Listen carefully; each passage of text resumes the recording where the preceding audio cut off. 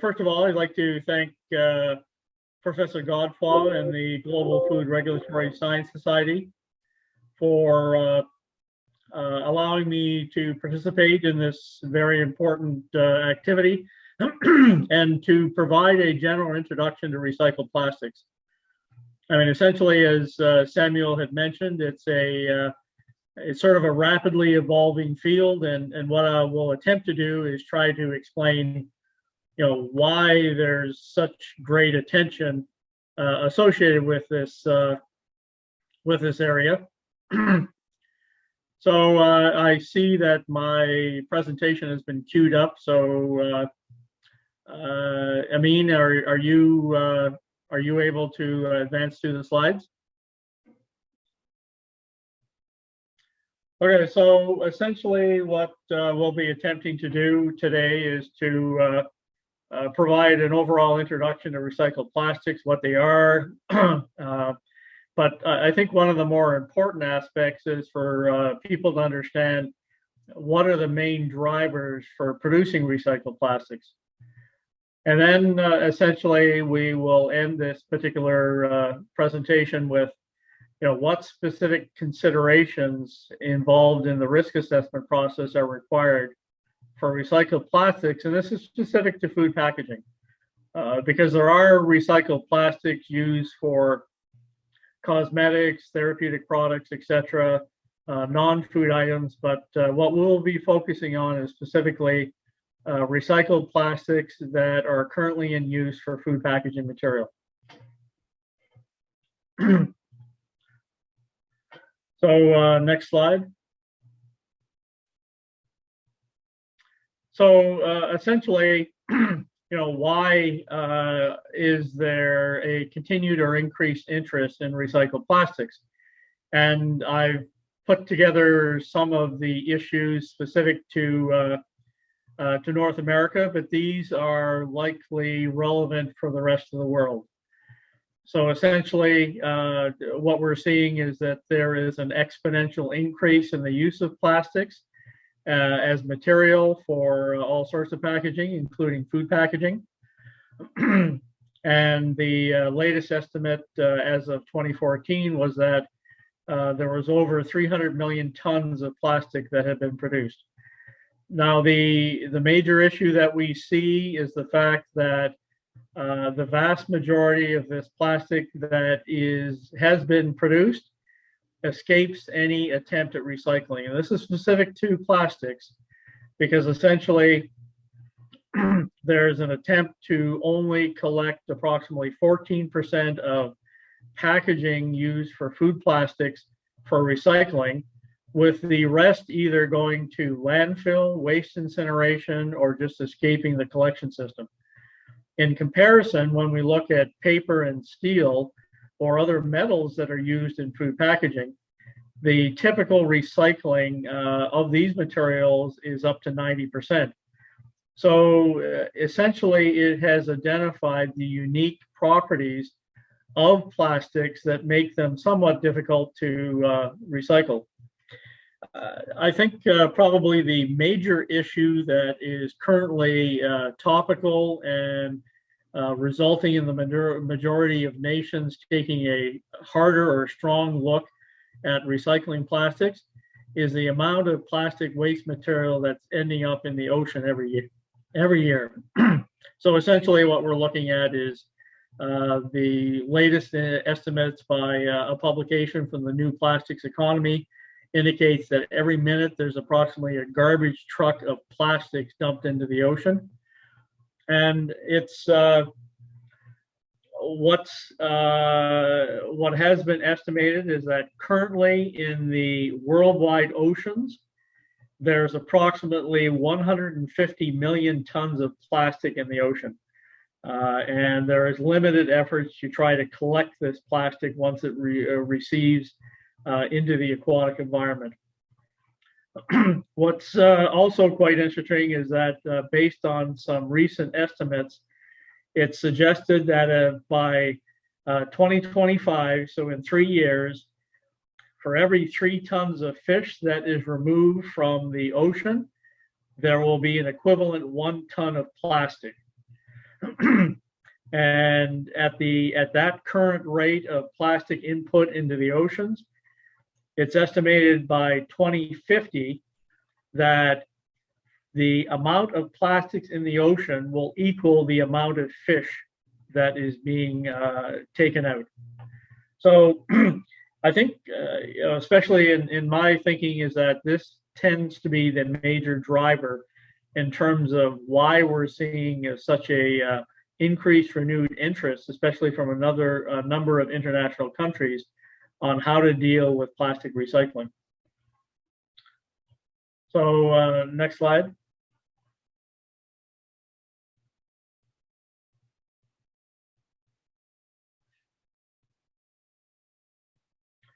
So, and these figures are more in relation to the global situation or the worldwide situation. But once again, it emphasizes that only a very low percentage of plastics that are produced are currently being recycled. And essentially, the issue is why.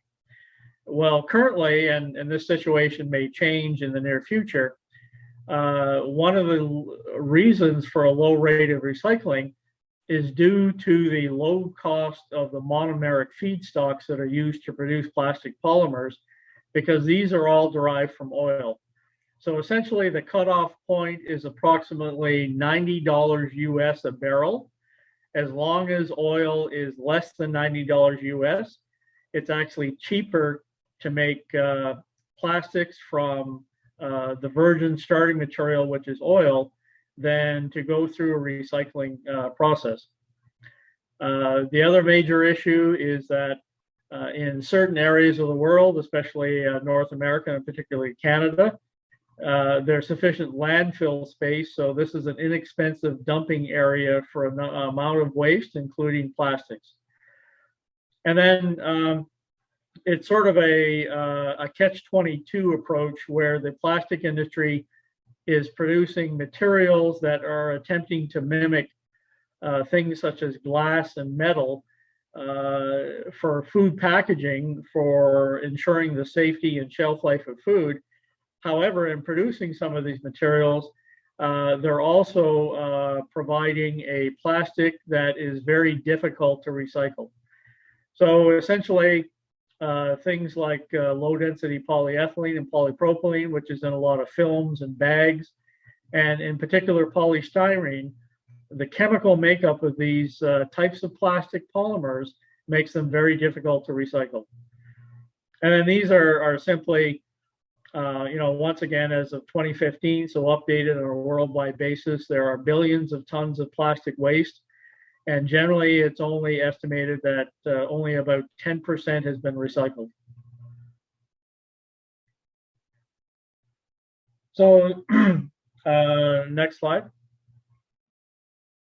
And this just illustrates that, when you look at globally the amount of plastics that's being produced, there's only about 2% that is actually being reused for the same or similar products. So there's only about 2% of the total plastic production that's collected from food plastic packaging use that makes its way back into food packaging.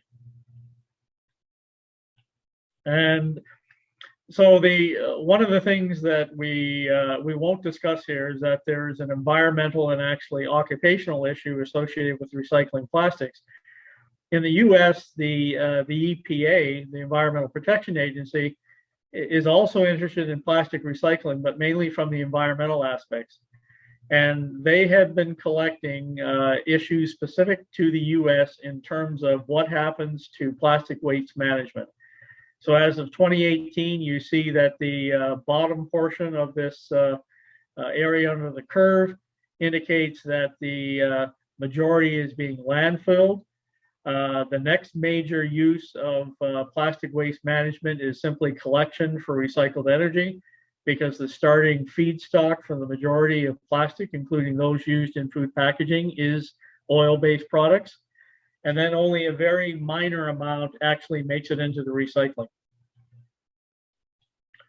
So And this next slide simply just illustrates some of the percentages that we have put together in terms of plastic waste generation. And typically what you see is countries with larger amounts of landfill tend to have higher amounts in the landfill. So in the United States, and this figure for landfilling is actually a bit higher in Canada. It's up to about 86%. You see countries with available landfilling will simply collect plastic and have it as waste, whereas other countries with less available areas will collect more plastic and keep it out of the landfill process. But in general, you find that while these countries can have higher amounts of plastic waste being recycled, they also use a higher amount of plastic waste for incineration purposes. So basically, it's keeping it out of the landfill, but it's not recycling because it goes directly into typically heat generation. One of the major areas of heat generation is for cement factories. So now we can, I think one of the major issues that we're seeing worldwide is that at one point, China was accepting almost 50% of the world's plastic waste. And they were using this both for a energy feedstock, so incineration, but also in driving production of new materials for their own economy. However, in 2018, China enacted an import ban on 24 types of recycled materials, including plastics. And this was primarily from an environmental perspective. So, after approximately 25 years of importing over 100 million tons of plastic, China refused to buy any recycled plastic material from countries unless they could clarify or provide evidence that it was 99.5% pure. So what we find is that a complete drop-off of acceptance of plastic waste by China as of 2018, but then other Southeast Asian nations, particularly Thailand and Indonesia, they start to pick up on the amount of plastic waste they will currently accept, and not included in the Southeast Asian nations, but the Philippines are also increasing their collection of plastic waste. And currently, one of the countries that's involved as a major importer of plastic waste is Turkey. So we can go to the next slide. So when we get into plastics, this is just a brief introduction. The green symbol on the left is essentially the universally recognized recycling symbol. And this was developed in 1970. So some people are confused when they see the 1 to 7 symbols that these represent actually recycling symbols, but they're not. These are simply resin codes that were developed later on in the late 1980s. And this essentially identified the type of resin material that the plastic was being produced for. So it doesn't necessarily mean that the plastic can be recycled, but it provides the first step in collection and sorting of like materials in order to facilitate potential recycling.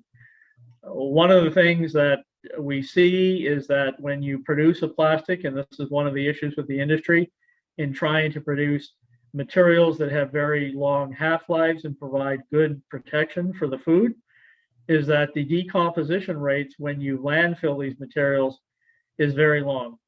So essentially, under best case conditions, you see that the polyethylene trithalate, and these are these very lightweight, crinkly water bottles that tend to be recycled. In a landfill, decomposition times under the best conditions are approximately 5 to 10 years. And that's in comparison to something such as a high density polyethylene type of bottle, where the decomposition in landfill under best case scenario tends to be at least 100 years. Some of these materials, when you get into the low density polyethylene, which tends to be films and plastic bags, and the category of other plastics, which is sort of a mishmash, number 7, the environmental decomposition of these materials has been measured in hundreds of years, if at all. There are certain materials that are produced and categorized into category 7 that have not been shown to recycle at all under typical environmental conditions.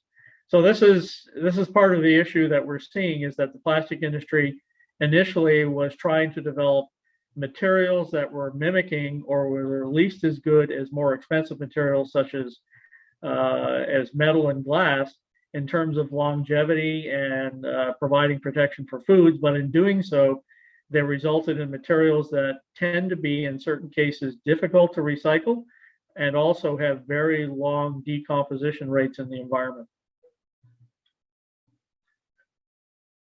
So as we see, the recycling symbols that you see tend to be simply resin identification codes. So it doesn't mean that they can be recycled. Some can be reused, but not all can be recycled. In the food packaging industry, what we tend to find, it's the resin code number 1 and number 2 that are typically most commonly recycled.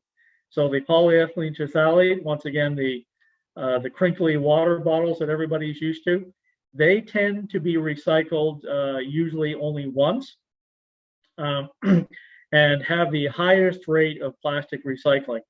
And that's simply because there's been a standardized size approach to these type of materials. And the contents of these materials is relatively well characterized.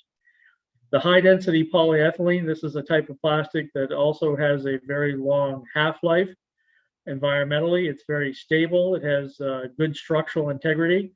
And the high density polyethylene is an example of a packaging material that can be recycled on numerous instances. So what you find is that you get into doubling, tripling, quadrupling, quintupling of the use of these type of HDPE materials before the integrity of the plastic starts to break down. So whereas the PET typically only is recycled once, HDPE can be recycled on numerous occasions. And once again, that leaves that typically the type of plastics found in resin codes 3 to 7 are more difficult and expensive to recycle. So unless there's a particular driver forcing the recycling, they tend to be going into the landfill and not part of the local recycling programs that might exist. So essentially, the take-home message for this is that just seeing a plastic recycling code on any product doesn't mean it will be recycled. It simply is a starting point of potential recycling. And this slide is just a graphic illustration. Generally what you find is plastics that are difficult to recycle make up the majority of the plastic waste. And so you see that the low density polyethylene and the polypropylene make up the majority. So things such as plastic wrapping, straws, takeaway cups, bottle caps, plastic bags, and sandwich bags are included in these 2 types of products. So I guess what's also not illustrated here is that even though you have 2 categories of plastics, the polyethylene trithalate and the high density polyethylene, and these are in blue, even though these represent the most common types of plastics that are recycled, they are also responsible for a significant amount of primary plastic waste.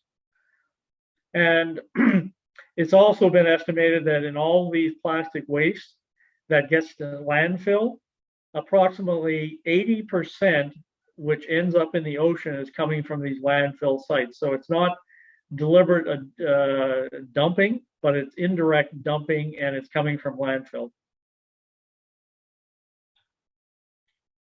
So at this stage, what I will do is provide a brief introduction to the 2 main types of food plastics that typically are recycled. So the first one is the polyethylene trithalate, and as you can click for the next slide. So as I mentioned, it's typical to the water and soft drink bottles. It provides somewhat good structural integrity. The temperature has more restrictive regimes because basically things that are in polyethylene terephthalate are not meant to be frozen. So there's a narrower temperature range, which you would expect from drinks and bottled water. And it's good because essentially when it's put into a liquid state, it can be molded almost into anything. And once again, what you find is from a food use perspective, when you take these monomeric ingredients that are starting, such as the ethylene glycol and the terephthalic acid, you get this liquid polyethylene terephthalate, which can be molded or extruded into a number of different bottle shapes. One of the things that makes polyethylene terephthalate on the specific attraction for recycling is the bottle shapes tend to be somewhat consistent. So a polyethylene terephthalate water bottle from one manufacturer can be used in a number of different manufacturing processes. And in fact, polyethylene terephthalate represents one of the first plastics that has had approval for recycling. So there are currently approved processes involved for manufacturing recycled polyethylene terephthalate. So it's, as I mentioned, it's polyethylene terephthalate is completely recyclable, whether this is into new packaging material types or whether it's using for other things such as polyester fibers. So the one good thing about polyethylene terephthalate is that about 40% of its energy can be recaptured. And this can be done during the recycling process. So from the strict starting material perspective and the ease of handling and the fact that the majority of polyethylene terephthalate tends to be used for restricted applications, it's one of the more recycled plastic materials currently used for foods. So the next slide. Essentially what we're looking at and can advance is the second most recycled plastic, which is high density polyethylene. These tend to be used for more impact resistant processes. So the containers have a higher structural integrity than polyethylene terephthalate, so they can handle higher weights. You tend to find high density polyethylene used in food and beverage containers, but also for a lot of consumer products. Such as shampoos and conditioners and cleaning and dishwasher detergent, etc. And the good thing about high density polyethylene is that it has a higher temperature range. So once again, HDPE is manufactured from petroleum products. And because of its higher impact resistance, as we mentioned, HDPE can be recycled more than once before the structural integrity of the polymer starts to break down. So the latest estimate is that HDPE, a container, can be recycled up to 10 times before the quality is being compromised. One of the major drawbacks for high density polyethylene in that even though the amount of HDPE being recycled is currently increasing worldwide, is the fact that if it does get landfill, it has a very long decomposition rate. And that comes with the structural integrity. So that's that dichotomy that we're seeing, in that the packaging industry is being encouraged to develop products that have very high impact resistance and have a good structural integrity, but in doing so, they increase the environmental half-life. So next slide.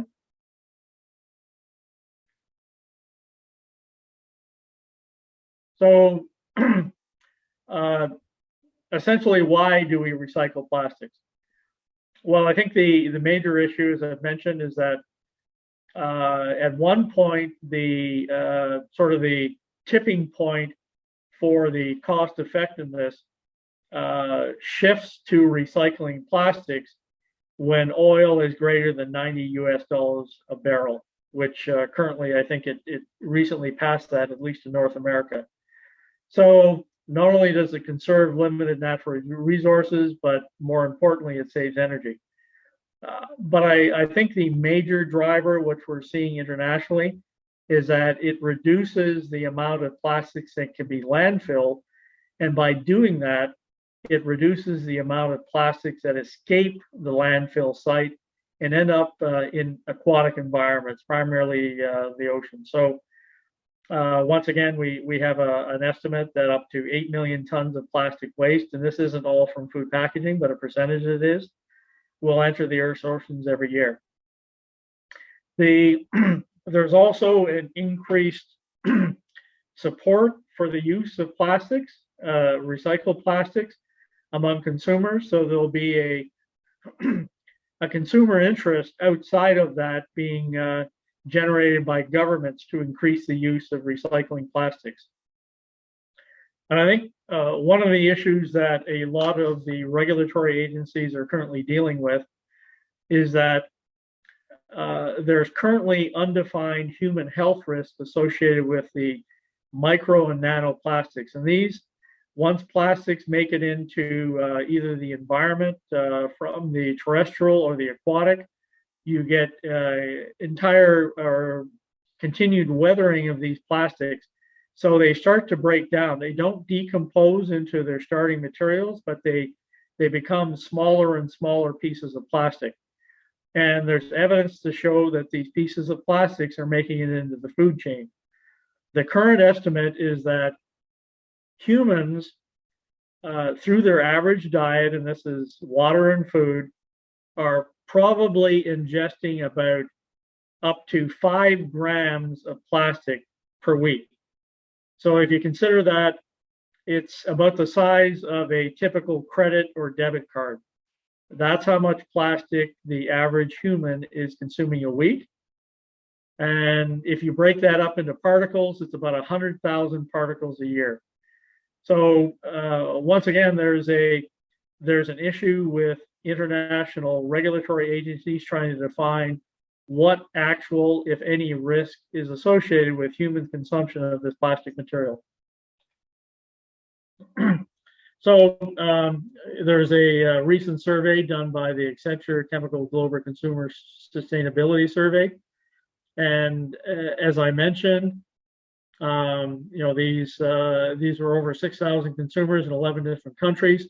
So there is a public driving the market for recycled plastics. And I think this is very important from having companies invest more and more time and money into recycling plastics.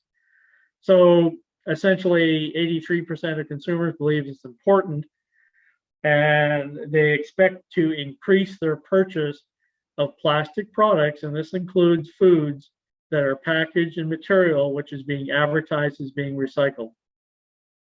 So you can advance this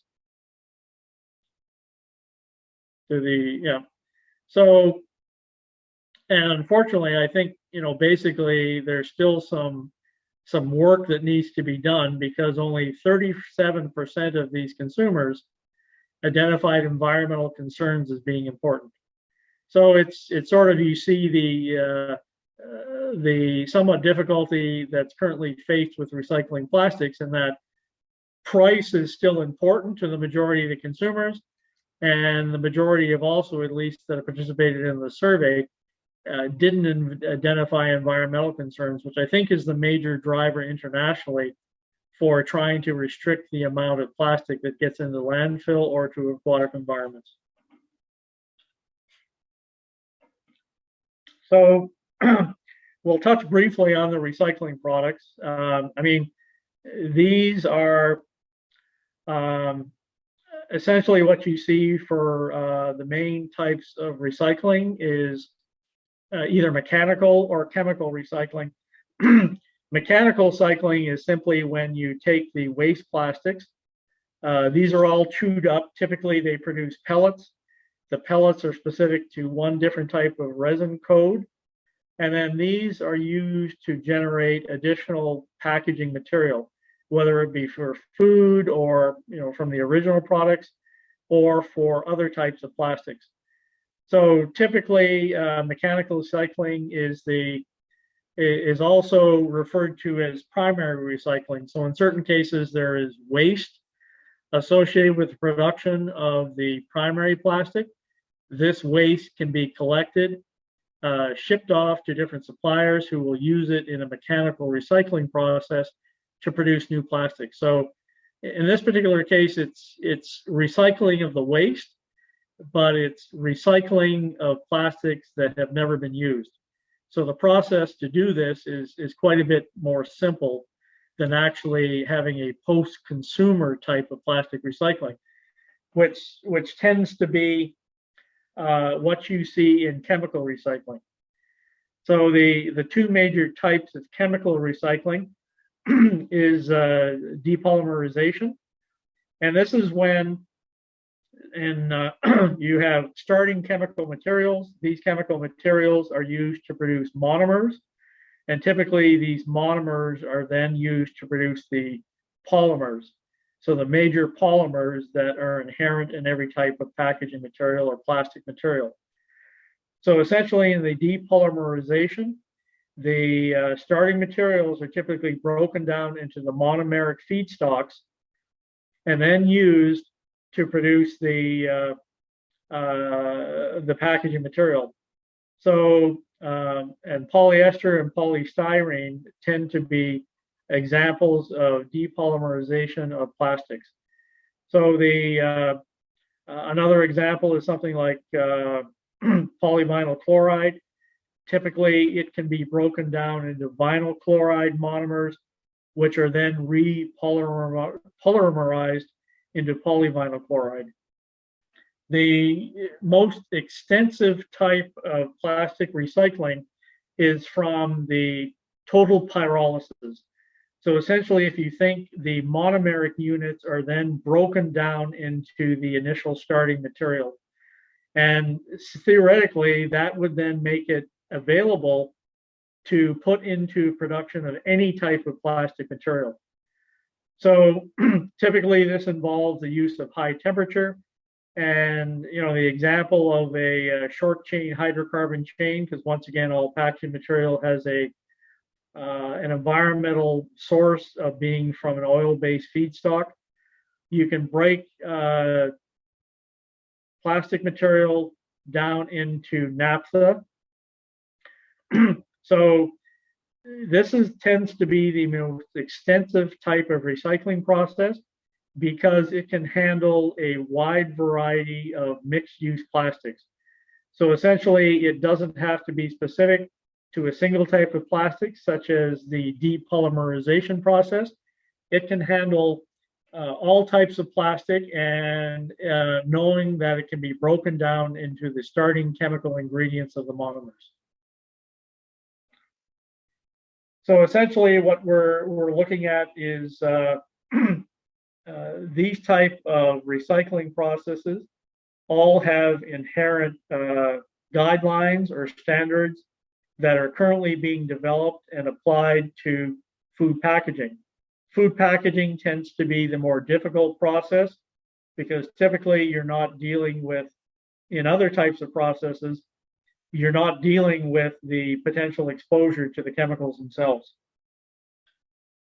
So I think, and this isn't specific just to recycled plastics, but all plastics contain residual chemicals used in their manufacturers. And these can be anywhere from the chemicals used to produce the monomers themselves, the polymers, but also a wide variety of chemicals that are added to the plastic monomers and polymers to increase the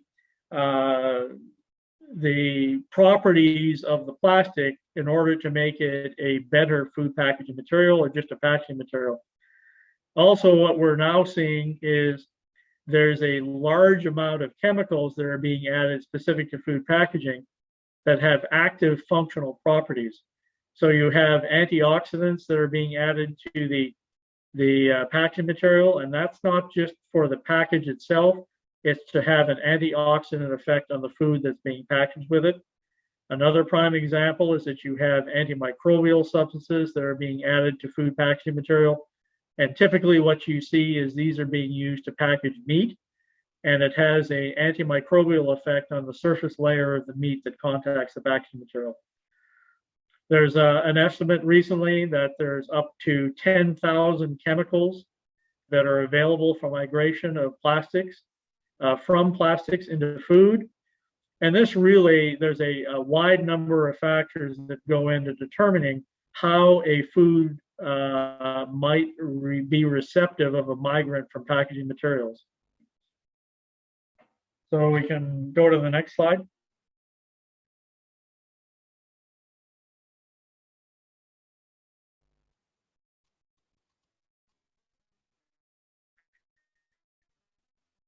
So this is simply just an example that we together for agency where we've looked at the number of potential migrants. Each one of these red dots illustrates there's over 400 chemicals that have been assessed for migration from food packaging.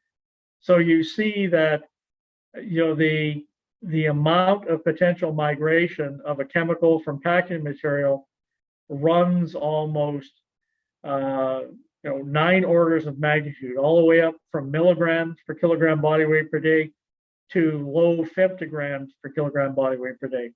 So there is defined processes where an estimation can be made based on the physical chemical properties of the packaging material chemical and the food uses itself in terms of estimating what the potential human exposure will be from the use of packaging material.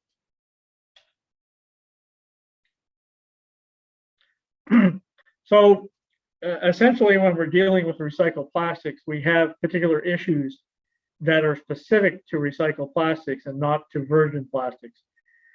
So there have been a number of studies that have shown that when you compare recycled to virgin, and this is primarily polystyrene, HDPE, high density polyethylene, and polypropylene, that they typically show a higher volume of chemical migration than the virgin material or the new material.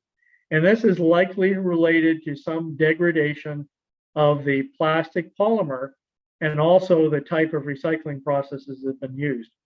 So not only do you have to consider the type of products that might be present in the package from its manufacturer, but for recycled plastics, one of the major issues is that there could be previous use, whether this is specific to food or has non-food applications, but more specifically, misuse of plastic packaging. So you find that people, when they, consumers, when they have an empty plastic material that has a good stability, has good resistance to a wide number of chemicals, tend to use this for non-food uses.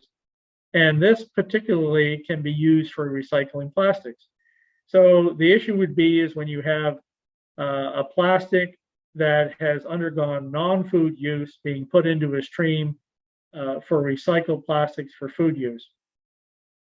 The other issue is that there's generally a heat involved, and once again, the highest level of thermal type of plastic recycling associated with pyrolysis.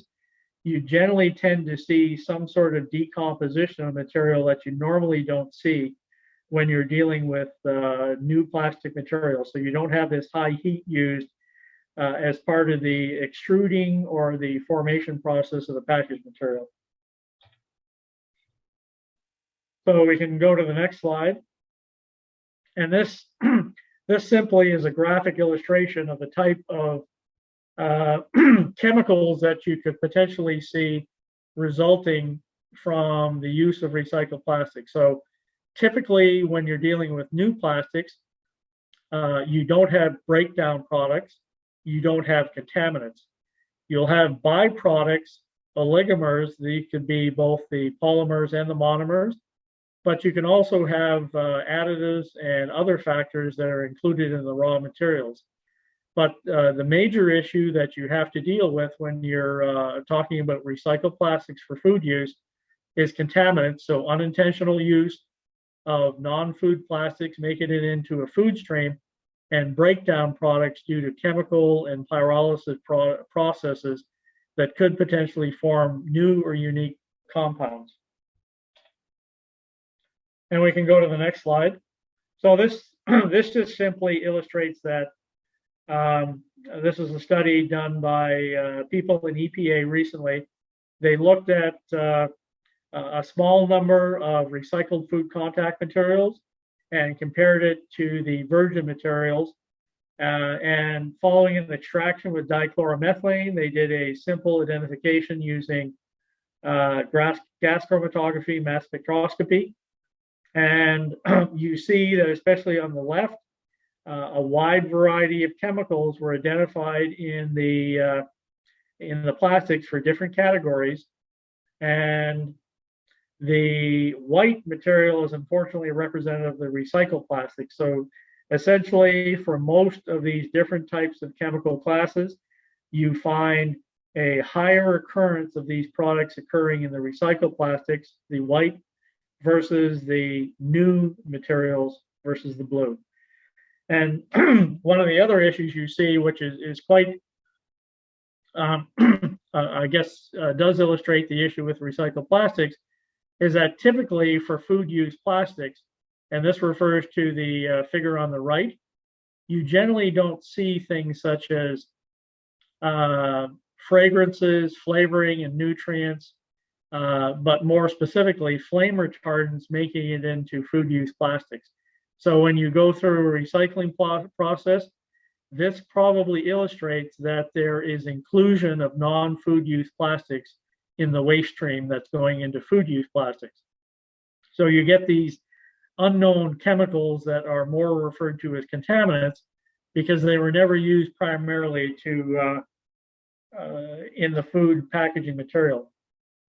So we can go to the next slide. And once again, this simply illustrates what you find. You'll see that the dark blue is post-consumer. This is low-density polyethylene, so films and bags, versus the high-density polyethylene, which is the lighter green. What you have here is these are plastic pellets that are collected from recycling facilities in Germany. And once again, it was an extraction to look at both volatile and semi-volatile chemicals that could be occurring from these. In this particular experiment, the screening, and this is done by, once again, gas chromatography, mass spectroscopy, which tends to be a typically used analytical procedure, identified over 1,000 tentative compounds that had been extracted from the plastics. And this simply is the next slide. What you have of these 1,000 different compounds, the majority tended to either be contaminants, and this is the high density polyethylene, or something associated with the polymer degradation. So a chemical that you would not normally see in new food material. Now, the good news is that when you identify over these 1,000 peaks, you can then compare them to similar spectral analysis, and mainly by the National Institute of Standards and Technology. They provide spectral libraries for a large number of chemicals, depending on what type of analysis is done. And the National Institute of Standards and Technology has spectral libraries for these type of chemicals numbering over 300,000 chemicals. So typically what you find is there's the previous slide showed what resulted from the peak. Those spectral peaks can then be identified through the reference library and categorized into various areas such as this. But I think the main issue in terms of a takeaway is the fact that there are the majority of recycled plastics include a high component of contaminants that were likely never present in the new or starting material. So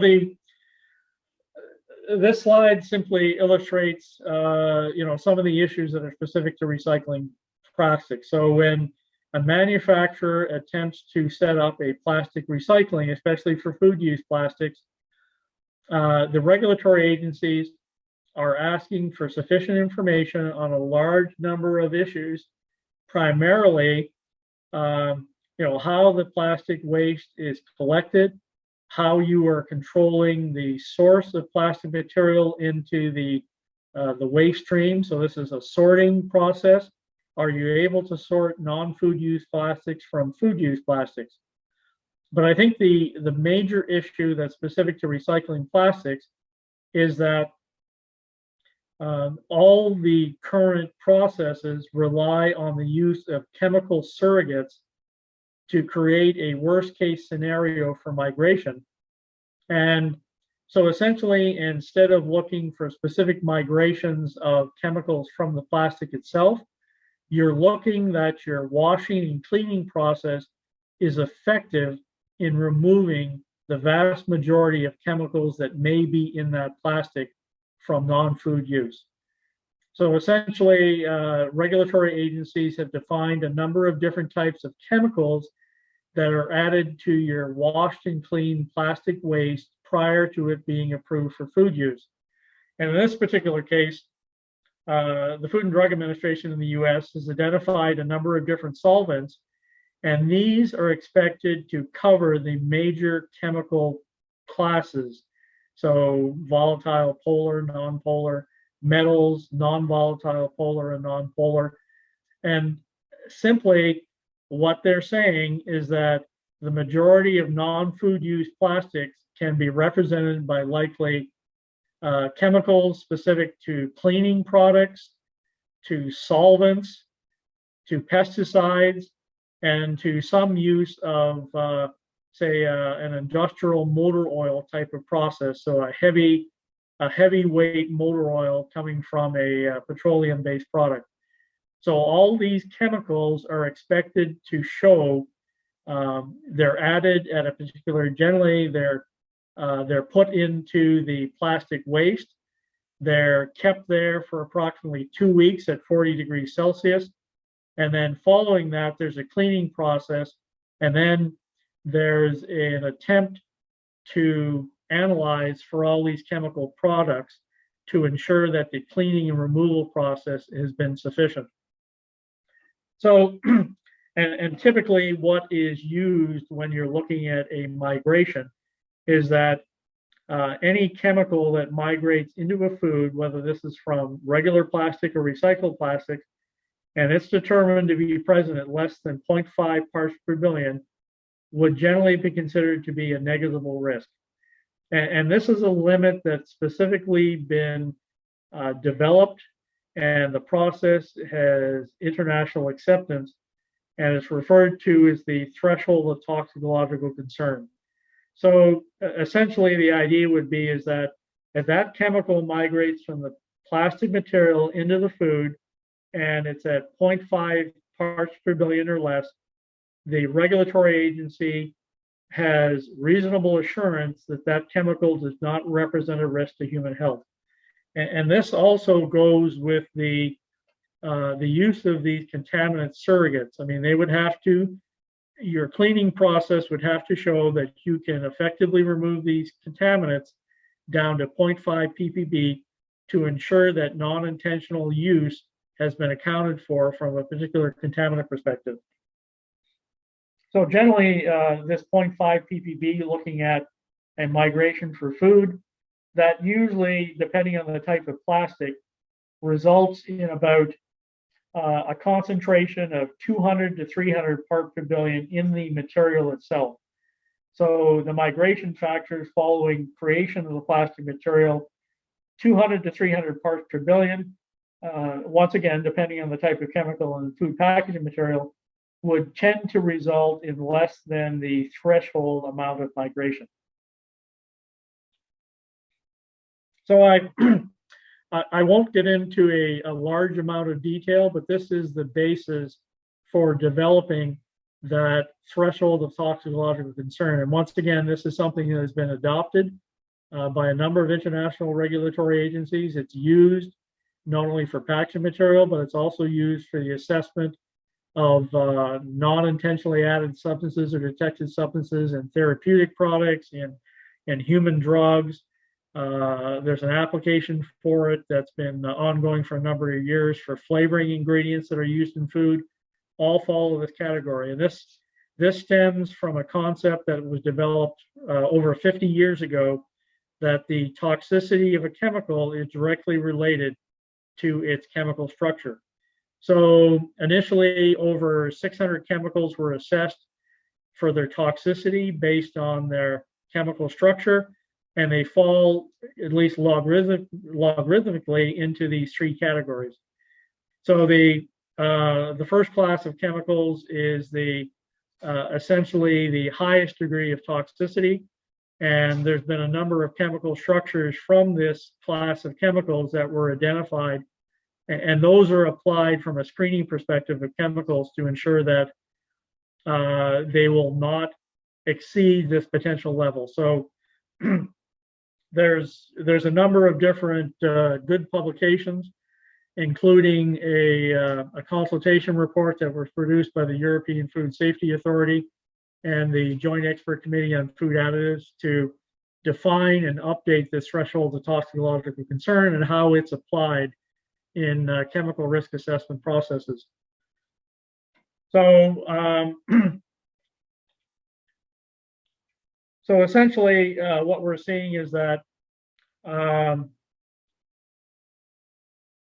the issue specific to recycled plastics is that in order to show you've effectively controlled for the input of material into your plastic recycling, you generally, if you approach an organization, a regulatory agency to provide recycled plastics, you have to show that the initial collection and sorting material of material from post-consumer use to the fabrication of the product has been controlled. So is it a mixed waste stream, or is it a controlled waste stream where you've identified the particular codes for the plastic recycling, and more importantly, that you've been able to sort the plastic based on food use and non-food use.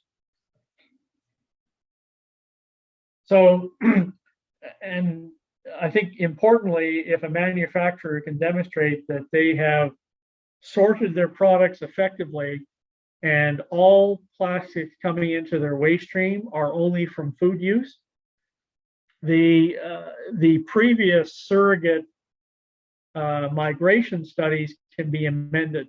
So these are primarily meant to identify potential contaminants that are entering into the feedstock source from non-food use of plastics.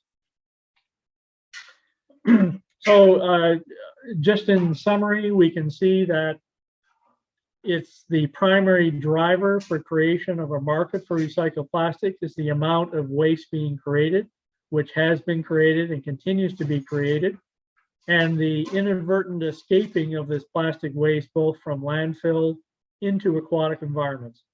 So there's a number of countries, including Canada and the EU, who have already legislated restrictions on the use of type of single-use plastics, and by certain dates are encouraging sort of a circular economy. And the circular economy for food-use plastics would be a food-use plastic container that can be recycled is recycled only into food use.